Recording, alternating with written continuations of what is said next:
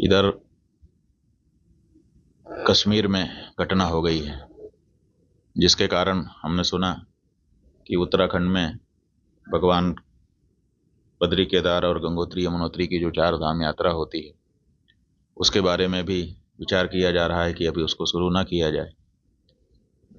लेकिन हम समझते हैं कि यात्रा बंद करने का कोई विशेष परिणाम नहीं है, इसलिए इस बारे में समीक्षा करनी चाहिए, सुरक्षा की व्यवस्थाएं बनानी चाहिए और यात्रा जारी रखनी चाहिए।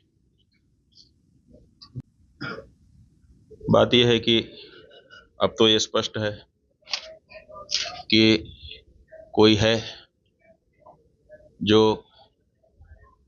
भारत को चुनौती दे रहा है, कोई है पूछ पूछ करके कि हिंदू हो मार रहा है। इसका मतलब है कि कोई है जो हम हिंदुओं को चुनौती दे रहा है।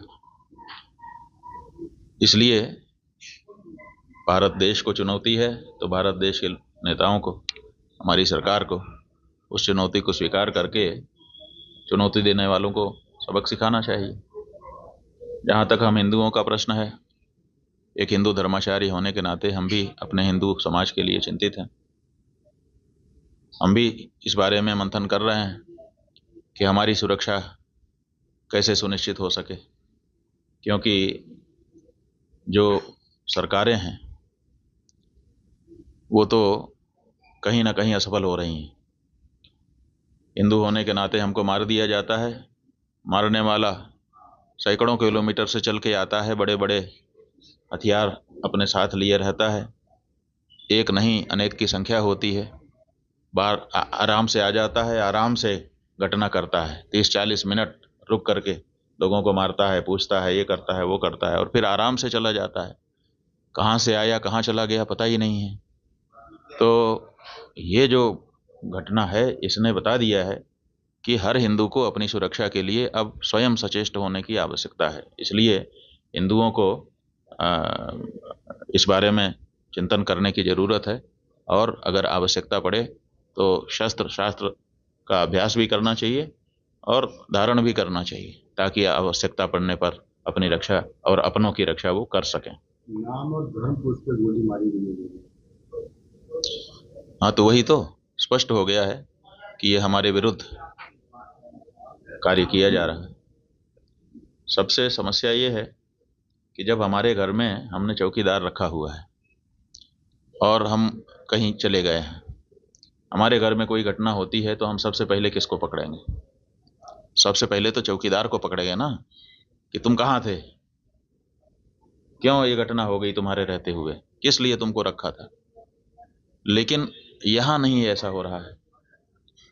यहाँ जो है कहते तो हैं कि हम चौकीदार हैं, लेकिन चौकीदारी अगर की गई होती, हाँ चौकीदार अगर अपने काम में पक्का होता है तो उसके ऊपर आक्रमण करके उसको कोई मार दे, लेकिन फिर कहा जाता है कि इस चौकीदार ने अपना निभाया। यहाँ तो कुछ पता ही नहीं है, कोई लड़ा ही नहीं उनसे, किसी ने उनको रोकने की कोशिश ही कहीं नहीं की। वो आए, घटना की, आराम से चले गए, कहीं पर उनको कोई बाधा नहीं है। कहाँ है चौकीदार? और चौकीदार के बारे में चर्चा ही नहीं हो रही है। अब कह रहे हैं हम उनको सबक सिखा देंगे, हम ये कर देंगे, हम वो कर देंगे। पाकिस्तान की धरती से आए थे। अरे भाई, पाकिस्तान की धरती से आए थे, इतनी जल्दी कैसे पता चल गया आपको? और अगर इतनी जल्दी आपको पता चल जाता है तो घटना के पहले क्यों नहीं पता चल गया? और दूसरी बात यह है कि अगर पाकिस्तान से आए तो पाकिस्तान के खिलाफ अच्छी तगड़ी कार्रवाई करिए। आप कह रहे हैं कि हम सिंधु नदी का जल रोक देंगे। आपके पास जल को रोकने या उसको डाइवर्ट करके अपने ही यहाँ अपने ही देश में रख लेने का कोई उपाय ही नहीं है। हमने विशेषज्ञों से पूछा कि अगर हम सिंधु नदी का जल पाकिस्तान में जाने से रोकना चाहते हैं तो हमारे पास क्या व्यवस्था है? उन्होंने कहा हमारे पास कोई व्यवस्था नहीं है। अगर हम आज से शुरू करें कि ऐसी व्यवस्था हम बना लें तो पैसा कितना लगेगा वो तो अभी पूछिए ही मत। अगर पैसा पर्याप्त दे दिया जाए, पैसे के कारण एक दिन भी काम ना रुके, तब भी 20 साल लगेगा, तब हम सिंधु नदी का जल रोक पाएंगे। तो ऐसी परिस्थिति में हम ये कह दे रहे हैं कि हम सिंधु नदी का जल रोक लेंगे। और टेलीविजन के एंकर हमने सुना वो कह रहे थे बूंद बूंद के लिए तरसेगा पाकिस्तान, एक गिलास शुद्ध पानी नहीं मिल पाएगा, खेती नष्ट हो जाएगी, बिजली नष्ट हो जाएगी, ये हो जाएगा, वो हो जाएगा।